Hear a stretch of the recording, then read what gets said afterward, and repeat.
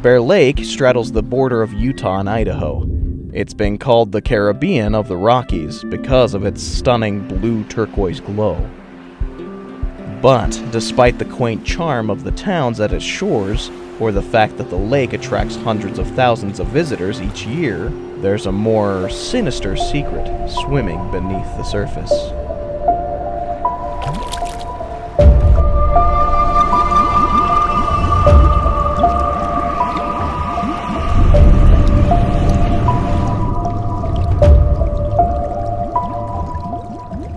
Please also keep watching to the very end of this video for more interesting information and insights. Finally, make sure to check out our list of destination spots nearby.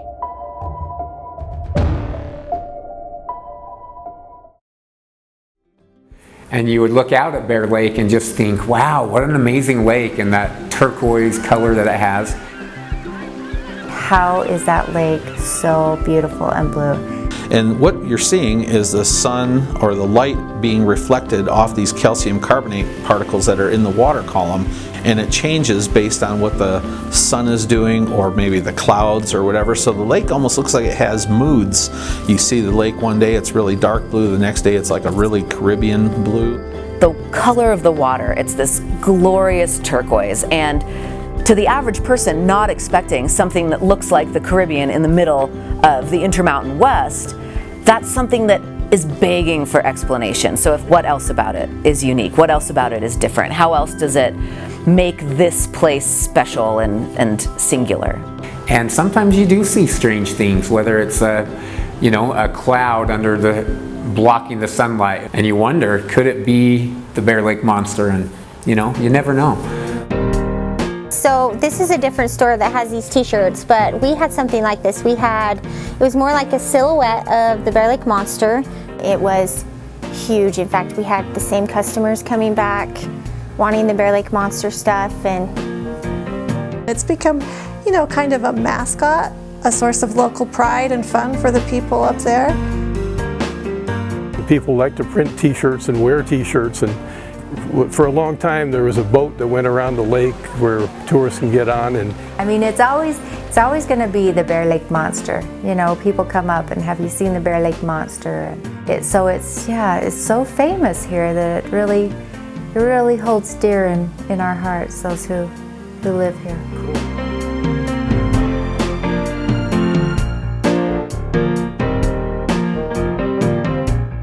I am a children's author, and I have written the book about Bear Lake and the monster that lives in Bear Lake. This is the picture where we saw, he jumps in up here, it's Bear Lake, and he swims down, down, down, down, down, down, down, and then you turn the book upside down and he's coming up in Scotland. So there's no bottom to the lake, he just goes clear through, and there's the Loch Ness Monster right there. I suspect the Bear Lake Monster probably has a really good appetite for raspberry shakes in this day and age, but I've never seen it. there's been a lot of investigation over the years, and I guess I'm just not a very big believer in monsters anyway. It's just kind of a fun thing. The monster may have a fun and fascinating allure on locals and tourists alike, but the Bear Lake Monster didn't start for the sake of selling trinkets and t-shirts. Sightings were reported as early as the mid-1800s, and many say that the monster was a piece of the native Shoshone tribe's stories long before that. The first sightings were reported in the Deseret News by Joseph C. Rich. He and his father, Charles C. Rich, were among the first settlers in the area. In July of 1868, the Deseret News published an article directly from the pen of Joseph C. Rich himself. The Indians say there's a monster animal which lives in the lake that has captured and carried away Indians while in the lake. They represent it as being of the serpent kind. Since the settlement of this valley, several persons have reported seeing a huge animal of some kind that they could not describe. Mr. S.M. Johnson saw something in the lake he thought to be a drowned person. He thought it would soon wash into shore.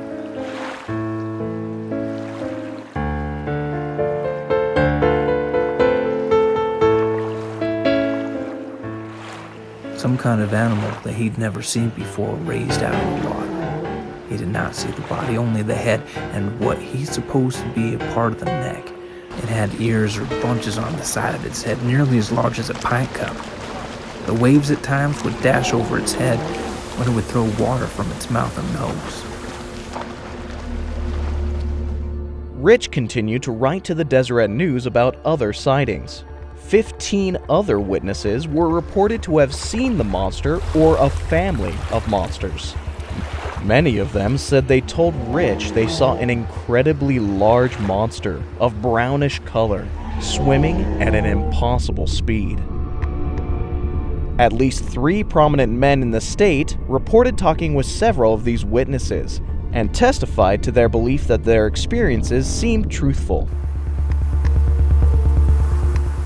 Whether these stories sprung from the untamed imaginations of people from the past, or whether there really is something lurking in the depths.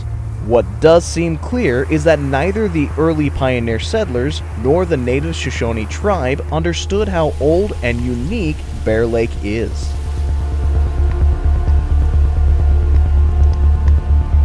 I guess you could say most lakes are ephemeral. They don't last very long. I mean, they fill in with sediment relatively quickly.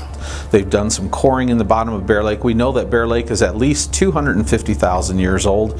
They've estimated based on fault movement, the lake could be millions of years old.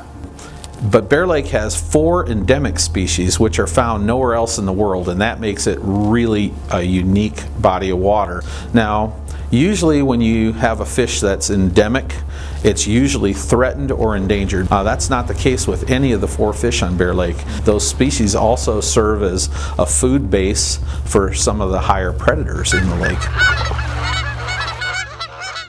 There was some evidence that some of the endemic species in Bear Lake right now were also found in ancient Lake Bonneville when Bonneville was here. If I had to guess, I would say Bear Lake is certainly in the top 50 in the world as far as age of lakes. These are quite unique that we got 4 fish that are found in Bear Lake and nowhere else in the world. Not a lot of waters can say that. Even in the Great Lakes states, we don't see that kind of really special species. So every time there's an earthquake, the valley drops a few feet and the mountains pop up a little. So this is what keeps Bear Lake continually renewed as a lake. So I'm always interested in the Bear Lake monster, and do I believe that it's real? Do I believe there's a creature in the lake? Not necessarily, but do I believe there could be? I absolutely believe there could be. So I have a master's degree in science, and I always like to think, you know, there's no definite conclusion you can draw about the Bear Lake monster is real or it's not. But what you can do is ask some questions and kind of look and compile the evidence. And when we go all around this area, not too far away from here, there's Fossil Butte in Wyoming. There's tons and tons of aquatic fossils. And so there's been plesiosaur fossils, ichthyosaur fossils, Elasmosaurus, Mosasaur, all these different kinds of fossils that are similar to what the Bear Lake monster has been described as. They've been found all around this region. There absolutely, no doubt about it, used to be a Bear Lake monster type creature living here. The only question is whether one could have survived and still lives in Bear Lake. In Bear Lake, there's 4 different species of fish that are only found in Bear Lake and nowhere else in the world. Yeah, the maximum given depth is 208 feet. I've never seen it, of course. I'm not even sure anyone really has. The average depth of Bear Lake is about 85 feet. And so that gives Bear Lake an incredible amount of volume of water. In fact, the volume of water is so big that you could fit nearly 2 entire Flaming Gorge volumes into one Bear Lake volume. People don't go down there in submarines, so they're never gonna come across it. So there could be a creature lurking on the bottom of Bear Lake that just doesn't come up high. And it's riddled with underground plumbing, springs, sinkholes, and no doubt there would be karst-like topography like caves. I don't think on the scale of a Bear Lake monster that it could really exist in Bear Lake, just because we've done enough work on the lake, we would have seen it by now. I think the larger the creature, the smaller the water body, the more implausible it is to find something new. Having said that, there might be some discoveries in Bear Lake in the future. There are other species that are out there in Bear Lake that I don't think have been described yet, whether it's the freshwater jellyfish or these endemic ostracods that are little critters that live along the bottom of the lake. There's still a lot of work to be done on Bear Lake. One of the best examples of the benefits of taking folklore seriously is with the kraken, I guess is how we would actually say it, but the giant squid. Sailors were always sort of assumed to be untrustworthy and to tell tall tales or to see visions across the water when they were out at sea, but sailors consistently reported seeing giant squid larger than their ships, larger than whales. And there was a folklorist named Frederick Aldrich at Memorial University of Newfoundland's Marine Biology Institute who decided to take seriously the stories of sailors, and he used his university's folklore archives to try and figure out when sailors would report these stories. And within 2 weeks, he had one. The first fully intact carcass of the giant squid. The scientists often point to the coelacanth. This was a fish that was believed extinct for 66 million years. It was in the fossil record, and then in 1938 they pulled one out of the Indian Ocean. May or June of 1977, and I think it was 2 or 3 of us, maybe there was even 4, but we borrowed a canoe. Now, it was very cold this night. The moon, I think, was pretty full. At that time, I was not aware of a blue lake monster or anything like that. But it was really calm, and so we paddled out a little ways, and all of a sudden, as we were sitting there, a big channel of water that looked like about 20 feet long and about 2 feet wide started to make waves. And the waves were moving forward.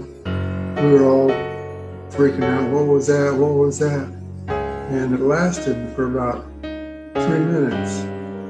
And the waves got up to be to the top of the boat, so that's probably about 18 inches. It about swamped our boat, so we were very concerned about that. So they were within 2 or 3 feet of us, almost underneath us.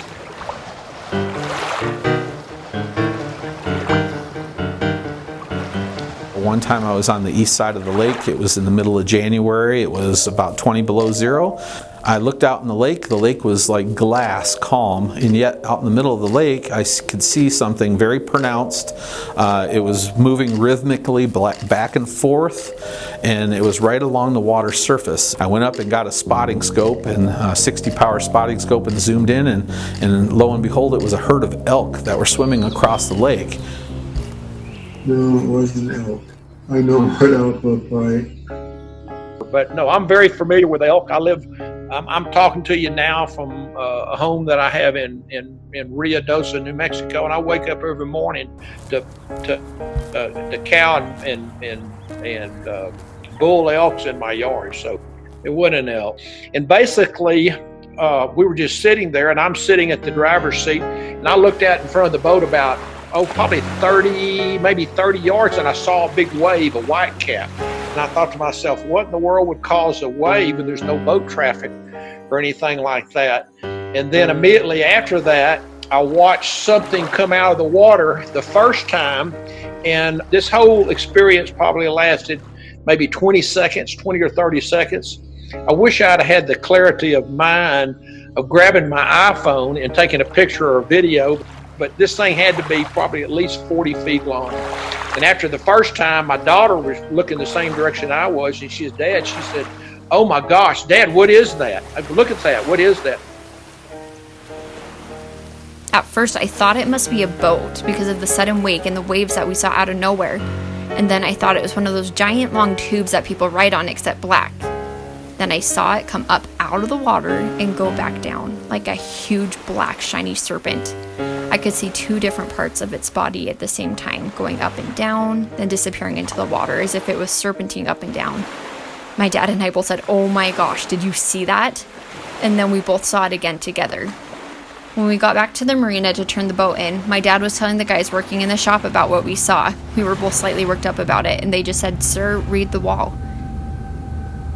And I told him what I saw, and he said, "Look on the wall." And so I looked on the wall, and there was a newspaper article, but they said in 2013 there was a sighting, and he said, "You saw the Bear Lake monster," is what he basically said. And I've never heard of a Bear Lake monster.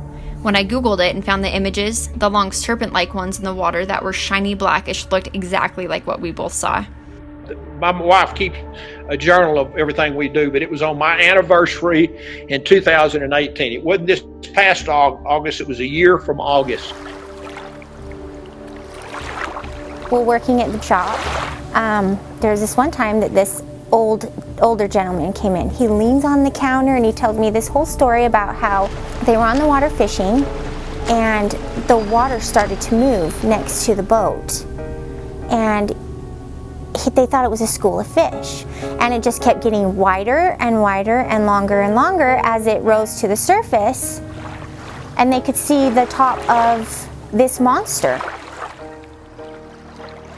Where I've been out fishing on the lake, and I was looking at my sonar and I see a big blob on the sonar, and so the natural instinct is you want to look over the side. Bear Lake has very clear water. We looked down and you could literally see thousands of Cisco below the boat in a very tightly packed school, and the sonar units recognize that as one entity or one object rather than a whole bunch of objects. And seeing literally, I've been out one time where I saw a bunch of little ripples on the surface next to the boat, and it was Cisco that were right along the surface, and I'm sure that they probably followed the food up off the bottom, or they were chased by a predator up off the bottom and they rose up to try to get away from the predator, and then they just hit the surface of the water.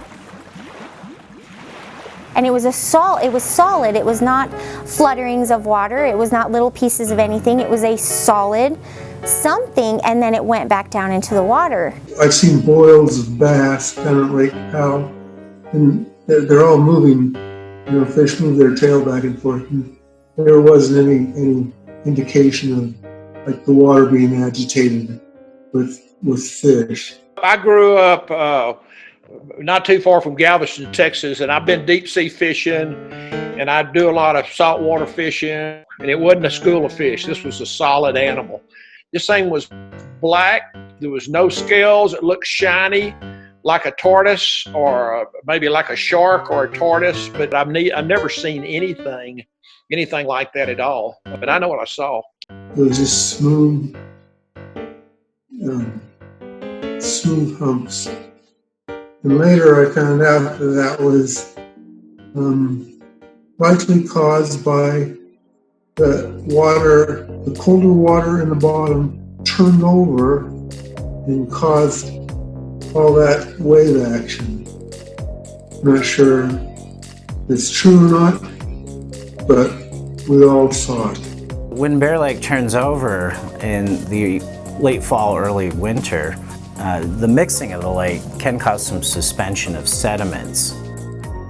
No, I don't believe it would cause any waves. I've learned over the years, I listen to people, what they have to say, and they explain what they saw, and they ask me what I think, and then I explain what I think.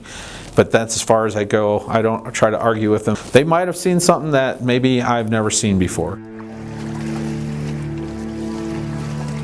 One thing that's really interesting, I had one student who swore up and down that when he was tubing behind his family's boat, and the tube was floating there waiting for the boat to take off, there was this huge shadowy figure that went underneath his tube. And he swears up and down that it was nothing like anything he'd ever seen before, that it was something unusual, that it was what he believes to be the Bear Lake Monster. It's a mysterious lake. My brother did a lot of skin diving, and he had to go dive for bodies several times, and he said he saw things at the bottom of Bear Lake, fish that he couldn't even identify. Carcasses of fish that he didn't even know what they were. Because I was out here jet skiing, we bring jet skis up here every year, and it was clear over on the east side of the lake. That's where it's the deepest, and so there shouldn't have been anything there. It's very, very deep there, and I'm just cruising along on my jet ski. All of a sudden I hit something and the front end of the jet ski comes out, and I look, I'm going, holy crap, what am I running over? So when I loaded up the boat, I looked under it, there was nothing on the boat at all. It didn't scratch, it didn't do anything. Yeah, and I've never seen anything like that since. Back in the 90s, watching the lake from a deck atop a hill, I saw a very unusual wake under the water.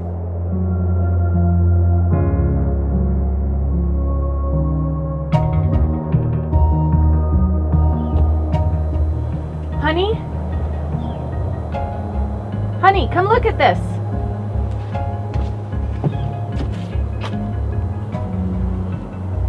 Is that a boat making that wake? It was bigger than a boat wake and traveling quite fast. We watched for some time, at least 15 minutes. We're still scratching our heads to what it was. Either a small submarine or something else.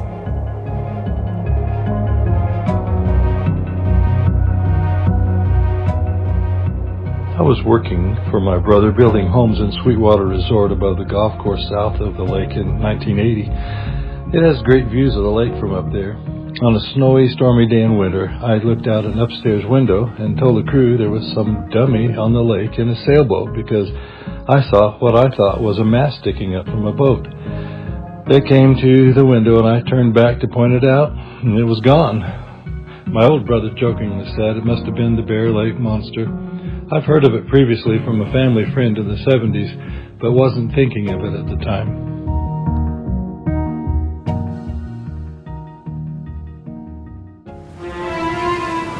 Since I like to take pictures, I was out on the edge of the lake photographing a huge thunderstorm that was coming across the lake.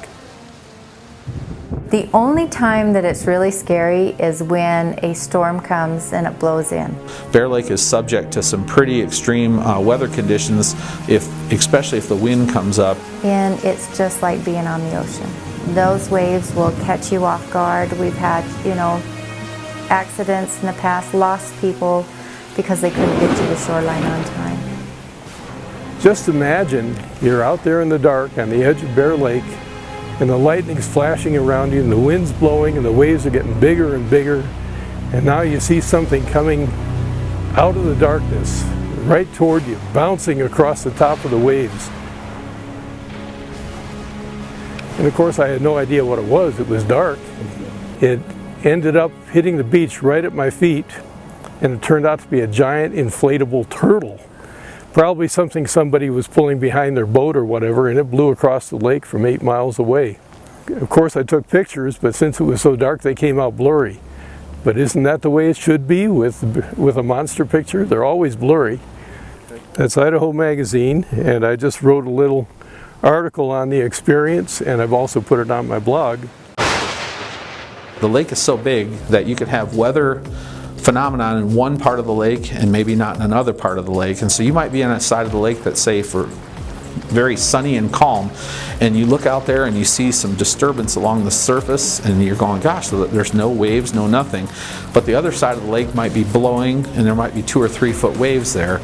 I've seen coyotes out on floating pieces of ice. I've seen a dead cow out in the lake floating in the middle. People see this big moose head with a big set of antlers, and it makes it look pretty weird sometimes. And the moose sometimes will put its head right under water, and they can hold their breath quite long, and they can feed off the weeds on the bottom of the lake, and then they'll put their head back up, and so they see, it appears and then it disappears. I'd never really believe it when people would just tell me about it. but Taylor used to always talk about it, like he had some type of nonsense happen up there. He said that he and his little sister were up there going tubing, and they was going down there, and like he got this funny feeling. He's an RM, returned missionary. He said he got this weird feeling, and then he started looking around. Then they heard something down in the water. He said he was scared, which is weird, because this guy ain't scared of anything, usually. So we went out there, and he said it looked like an alligator or something, but he only saw the top of its head breached above water. Then it went back down. He said it was pretty good sized, and he just stood there. His mind went through all the possibilities it could have been, and he said he couldn't come up with anything. One summer, many years ago, my friend and I went out in Bear Lake in our paddle boat. We went out very far into the lake. As we looked out onto the water, we saw something dark in the blue water. We got nervous and paddled back to the shore as fast as we could and hurried to the cabin. It was pretty dark then, and we told the neighbors what we had seen, and they said it was the Bear Lake Monster. It usually only came out at night.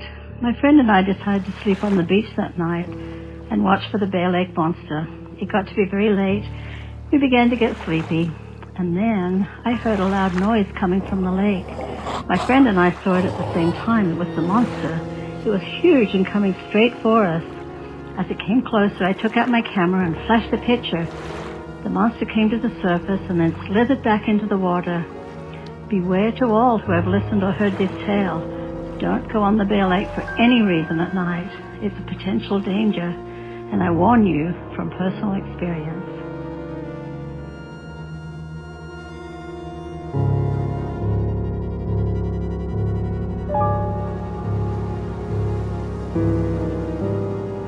I saw two dark humps appear.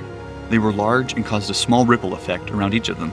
The humps disappeared below the surface. Suddenly, something scraped the bottom of my monster boat, lifting it out of the water. Then less than 50 feet away, a huge animal shot out of the water and created enormous waves that rocked the boat violently. I grabbed the rail to keep my balance as I tried to keep an eye on whatever had just come out of the water. It was a serpentine creature about as long as my 65-foot boat. It had a skin color of dark, slimy green, beet red eyes, and sort of a mist coming out of its nose. At first it made low, throaty snarls, then finally a terrible squeal like a roaring bull as it submerged back into the water. Did I really see what I saw? Was it going to come back? I knew there were no underwater rocks or obstacles that could have caused this.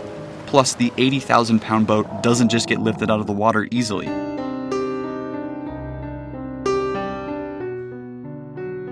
Nearly 30 years after the first Bear Lake Monster article appeared in the newspaper, Joseph C. Rich sent out a letter addressed to the people of Bear Lake Valley about the launch of his new steamboat. I discovered and made famous by publication in the Deseret News that wonderful first-class lie, the Bear Lake Monster. Joseph C. Rich may have confessed making up stories about the Bear Lake Monster, but stories and sightings about the monster continued. If his stories were indeed tall tales, it still seems to be largely mysterious how Joseph C. Rich convinced many prominent figures in the community to go along with his first-class lie, or why so many of the community members defended the monster story. And why have reportings of unexplainable sightings from eyewitnesses continued to this day, especially eyewitnesses that didn't know anything about the Bear Lake Monster prior to their experiences? The first documented instances that we have of the Bear Lake Monster come from the late 1800s in newspaper articles reporting on local stories about a pre-existing lake monster.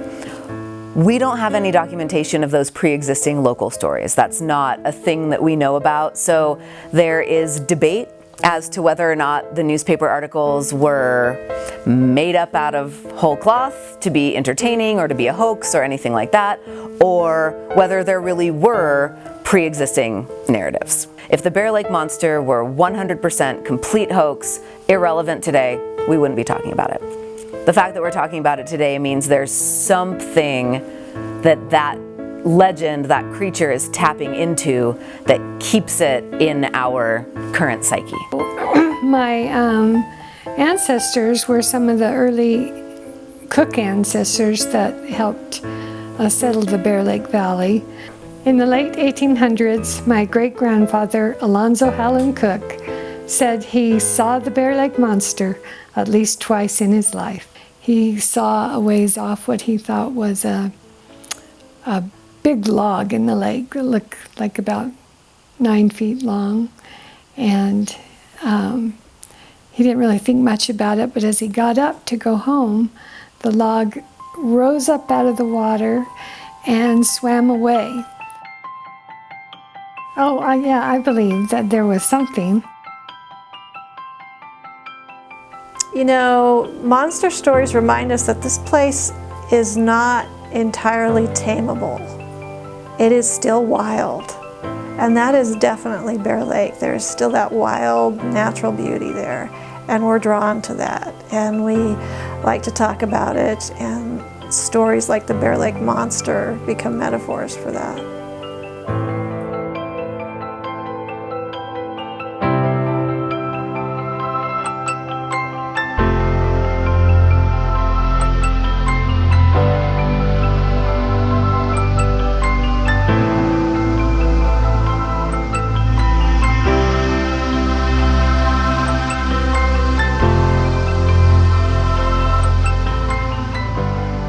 We hope you've enjoyed this documentary. We encourage you to dig into the primary and secondary sources yourself. In the description of the YouTube video, we've included links to Utah State University's digital archives on the Bear Lake Monster, as well as links to images, newspaper articles, books, and more. Most interviews for this documentary were filmed in various unique locations. At the shores of Bear Lake, at Cody's Gastro Garage, a local restaurant, and the Bear Lake KOA gift shop, which sells Bear Lake Monster t-shirts. The locations of each interview have been provided through on-screen text in the lower third of the screen. In addition to this, some of the eyewitnesses could not be recorded on camera for various reasons. In some instances, voice actors were used to read the accounts of real people. Make sure to check out our list of destination spots nearby in the description of the YouTube video. We've also posted other interesting videos to our YouTube channel, including a Bear Lake travel video and a few of the full-length interviews we've conducted. Our contact information is also provided.